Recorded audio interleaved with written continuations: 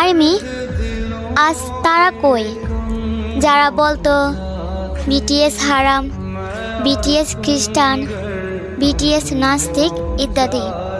তাদেরকে বলি, আমাদের বিটিএস মেম্বাররা যখন সৌদি আরব কনসার্ট করতে গিয়েছিল তখন জিমিনের মাইকটি ছিল গোল্ডেন কালার, আর আমাদের ইসলামে ছেলেদের জন্য স্বর্ণ হারাম।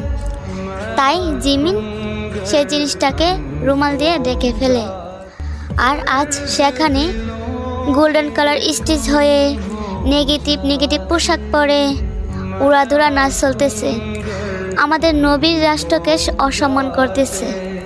তো এগুলো কি এখন হালাল? আজ আমি সত্যিই বলতেছি, আমি একজন বিটিএস আর্মি হয়ে গর্ববোধ করতেছি, কারণ তারা অন্য ধর্মের হয়েও আমাদের ধর্মকে সম্মান করে, আর আমরা নিজে মুসলিম ধর্ম হয়েও আমাদের ধর্মকে সম্মান করতে পারি না।